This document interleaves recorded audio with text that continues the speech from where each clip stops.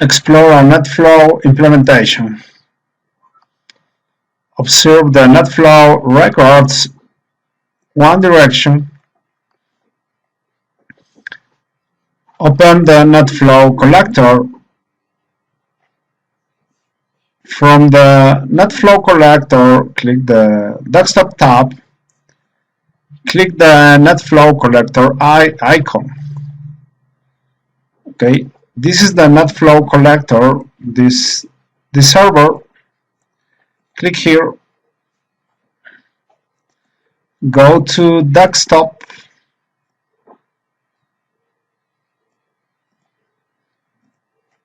and down here the NetFlow collector, click here.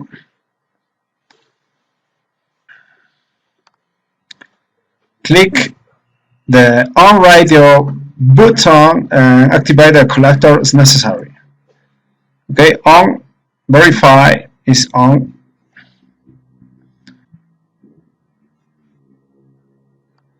Ping the default gateway from PC1. Okay, this is PC1.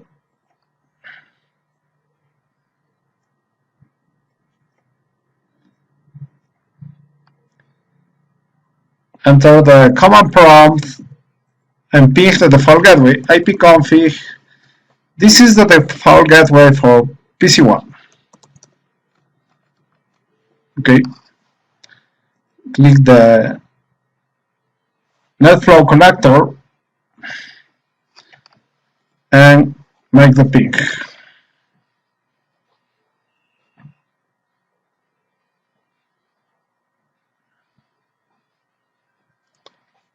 Okay. After a brief delay, the NetFlow collector screen will display a pie chart.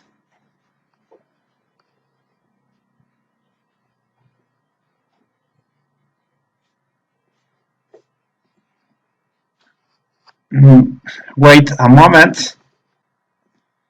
The first set of pings may not be sent to the NetFlow collector because ARP process must first resolve IP and MAC addresses. If after 30 seconds a pie chart does not appear, ping the default gateway again. Go again to PC1, open the NetFlow collector and ping again the default gateway.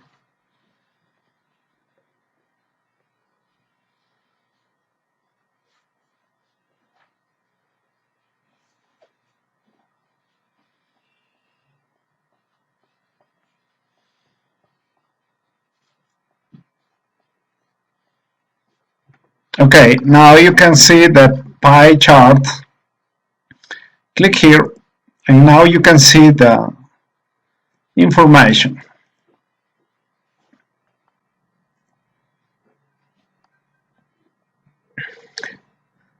Traffic contribution 100%, 1 of 1. This is the portion of all traffic represented by this flow. Flow information. IPv4 source address 10.0.0.10. This is the source IP address of the flow packets. IP address of PC1. IPv4 destination address 10.0.0.1. This is the destination IP address of the flow packets. The IP address of gigabit 00 of Edge router.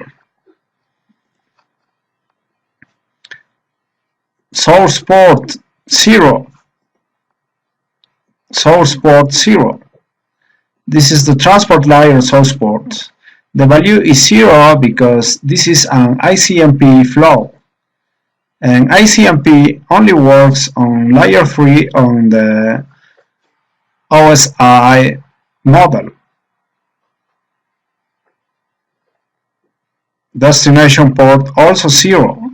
This is the transport layer destination port. The value is 0 because this is an ICMP flow. IP protocol number 1. This identifies layer 4 service, typically 1 for ICMP, 6 for TCP, and 17 for UDP. timestamp first.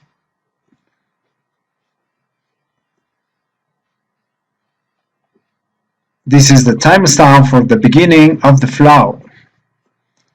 8 minutes 44 seconds.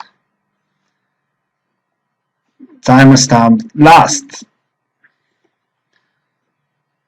This is the timestamp for the last packet in the flow. 8 minutes 47 seconds. TCP flags 0 hexadecimal. This is the TCP flag value. In this case, no TCP session was involved because the protocol is ICMP. Counter bytes 512. This is the number of bytes in the flow. Counter packets 4. This is the number of packets in the flow. 4 pings. Interface input gigabit 00. This is the interface of the flow exporter that collected the flow in the input direction into the monitoring device interface. Okay, look at here, input direction gigabit 00 on edge router. Okay, and edge router is configured to send NetFlow information to this server, and this server is called the NetFlow collector. Interface output null. This is the interface of the flow exporter that collected the flow in the output direction out of the monitoring device interface. The value is null because this was a ping to the input interface.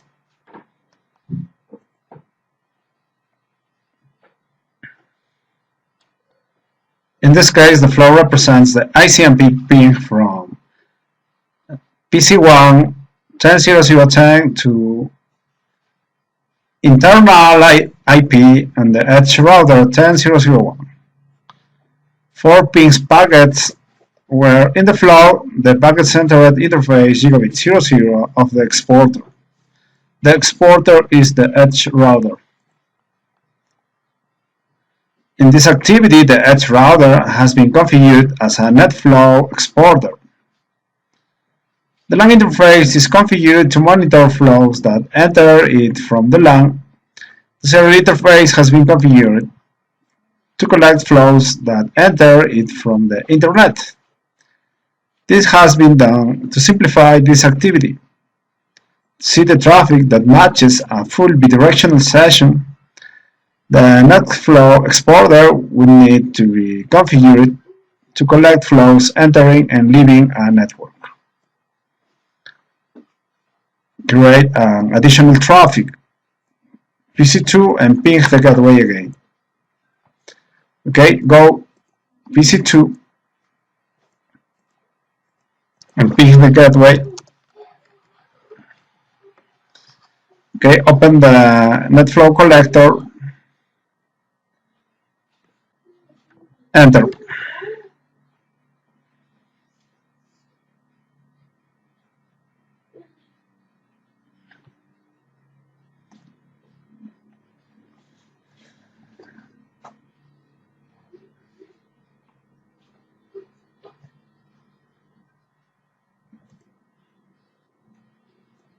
Look at here. Now you have two sources. Okay, a blue source and a green source. What do you expect to see in the NetFlow collector? Flow records? Will the statistics from the existing flow record change, or will a new flow appear in the pie chart? A flow is defined as a unidirectional flow of packets that share the same source and destination IP addresses and port numbers, as well as the same IP protocol, because this traffic will have a different source IP address. It will create a new flow record that is represented by a new color-coded portion of the pie chart. Return to PC1 and repeat the ping to the gateway. Go to PC1, open NetFlow collector and repeat ping from PC1 to gateway.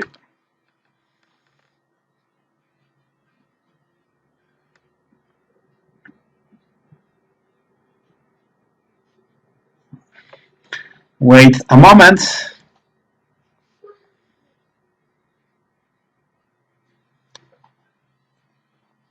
And look at this. The pie chart is different. How will this traffic be represented as a new segment in the pie chart, or will it modify the values in the existing flow records? The details of the original flow remain the same. However, the portion of traffic represented by the flow has doubled. Okay, the green portion is bigger. Okay, issue pings from PC3 and PC4 to the default gateway address. Okay, PC3.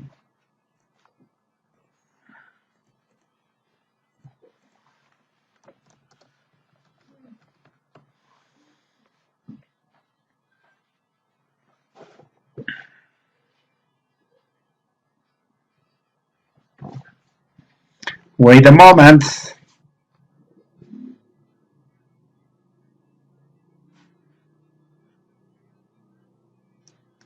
Look at this. And PC4.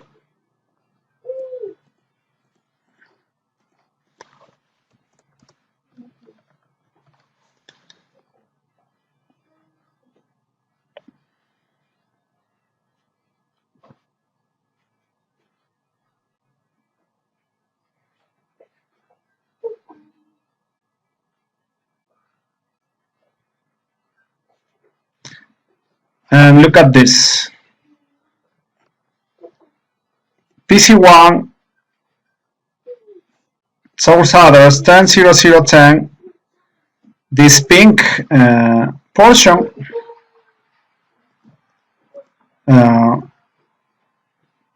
PC2 10.00.11, the yellow portion, PC3 10.00.12, the green portion, and the blue portion for PC4 10.00.13. What should happen to the display in the flow collector? A new record should appear for each flow. Observe NetFlow records for a session that enters and leaves the collector. The NetFlow exporter has been configured to collect flows that exit the LAN and enter the router from Internet. Access the web server by IP address. Before continuing, power cycle the NetFlow collector to clear the flows. Okay, go to Physical tab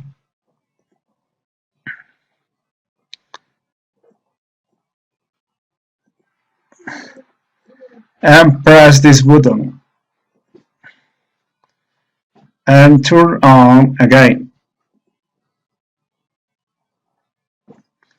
Go to Desktop and NetFlow collector and click on. Okay, should be enabled. And close the NetFlow collector window. Before you access the web server from PC1, predict how many flows will there be in the pie chart. Explain. Because the flows leaving the LAN and entering the edge router from outside will be collected, there will be two flows, one of the request packets sent to the server, and one for the data returned from the server. From your knowledge of network protocols and NetFlow, predict the values for the web page request leaving the LAN. Okay, the source IP address. Okay, you will access the web server from PC1. So the source address will be this 10.0.0.10, this, the IP address of PC1. The destination IP address should be this 192.0.2.100, the server IP address. Source port, okay, is a dynamic port and Microsoft Windows default, which is what Packet Tracer uses in this case, for the range from 1025 to 5000. This is an approximate value that is dynamically created. The destination port, if you will use the web access, the destination port is 80, will be 80. Input interface, the input interface acts as the exporter, is configured to send NetFlow information to the server, the NetFlow collector. So the input interface is gigabit 00. Output interface, the output interface is serial 001. Predict the values for the web page reply entering the NetFlow exporter router from the internet. Okay, now the server will reply information to PC1. Okay, so the data is input flows from internet and will enter the serial interface of each router. The source IP address in this case will be the server, this IP address 192.0.2.100. Destination IP will be the PC1 10.0.0.10. The source port will be 80, now the port on the web server, and the destination port the dynamic port. The input interface will be serial 001 and the output interface is gigabit 00.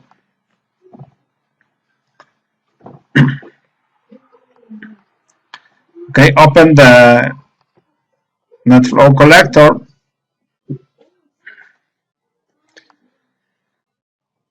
PC1 desktop. PC1, close the command prompt, open the web browser, open NetFlow collector, and enter the IP address of the destination server 192.0.2.100.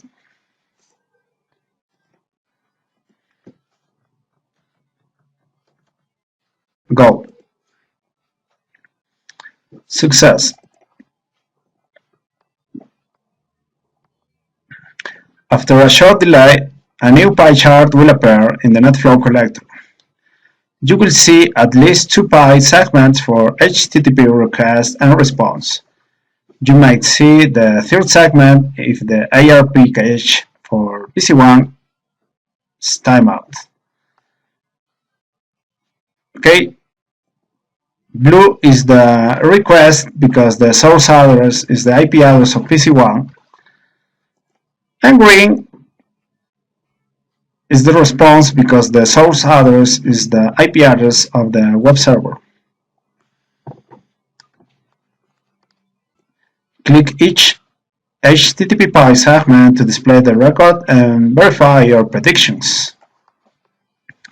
Okay, click on the request, the blue portion, source address PC1, destination, web server, port, dynamic port, destination, port 80, protocol, the 6 timestamp, first and last, TCP flags 02 hexadecimal bytes 249, counter packets 6 packets, the input gigabit 0000 and output serial 001. Click the green portion.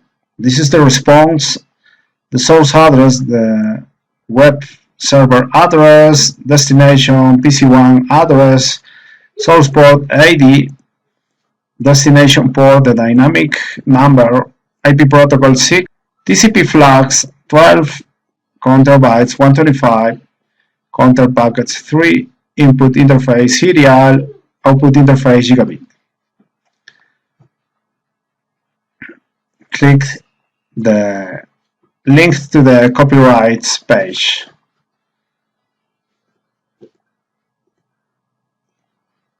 Okay, click here. Okay, and wait a moment.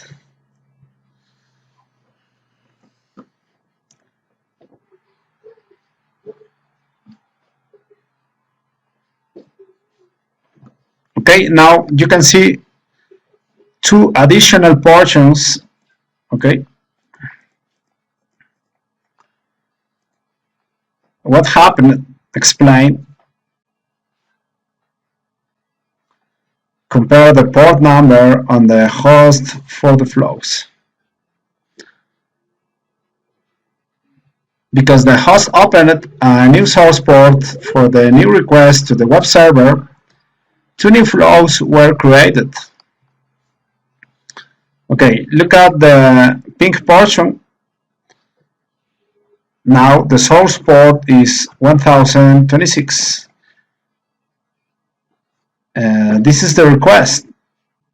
And the yellow portion, the source port is 80, the web port, the HTTP port sending to the dynamic port 1026. A new port was created for the new request.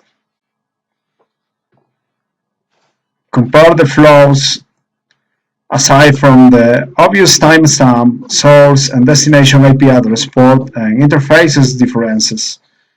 What else is different between the request and the response flows? Okay, look at the pink portion. Okay, this is a request, so the TCP flag is 02 hexadecimal.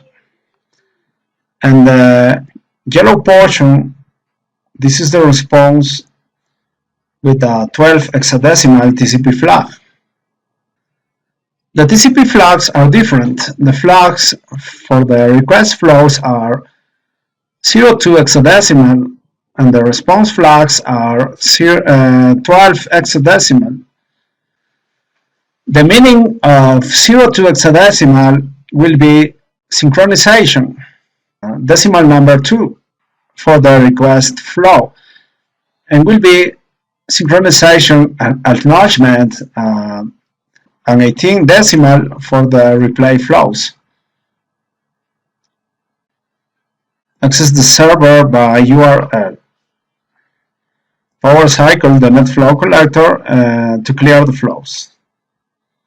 Okay, go to physical, turn off, then turn on. Go to desktop, close this, open again, on. Okay.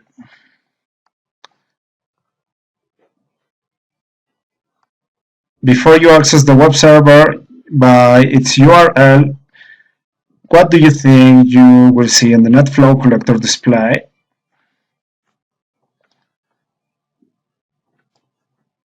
You will see 4 flows because the website is accessed by URL. A DNS query must occur.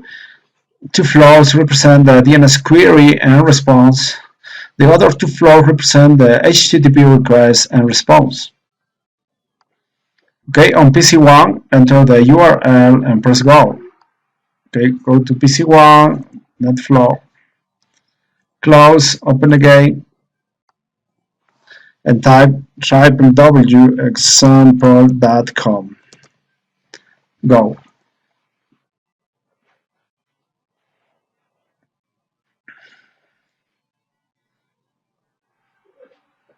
Wait a moment.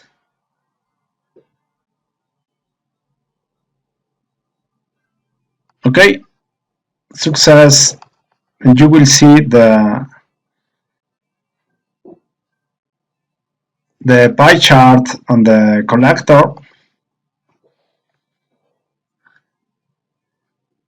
Okay, 4 portions.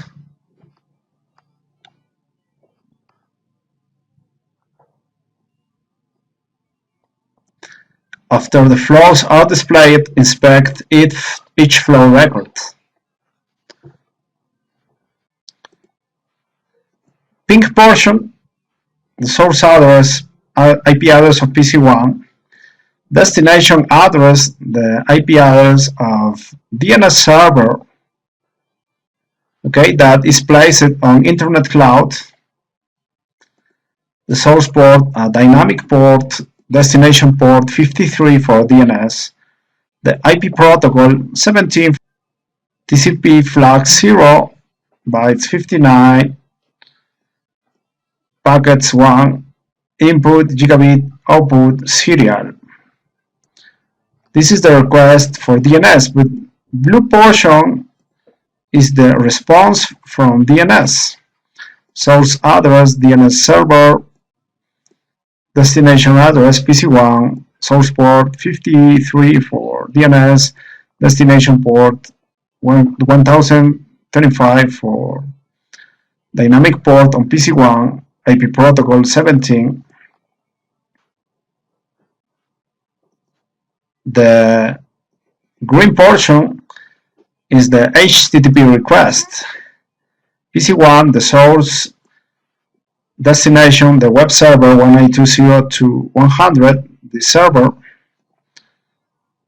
source port, a new dynamic port, and destination port 80 for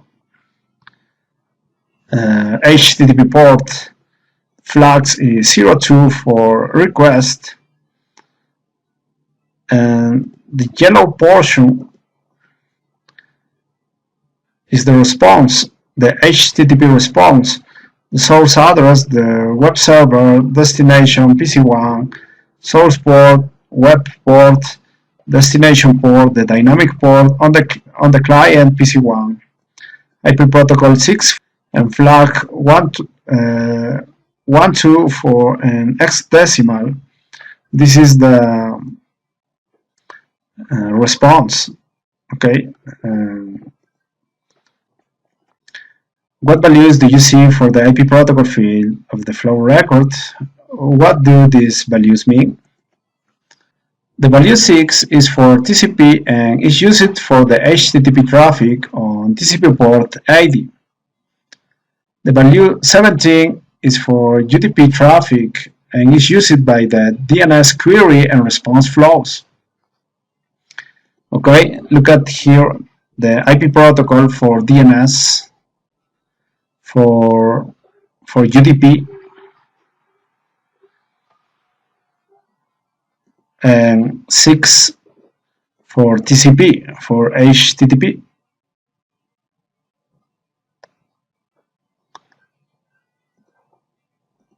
Okay. Thank you very much.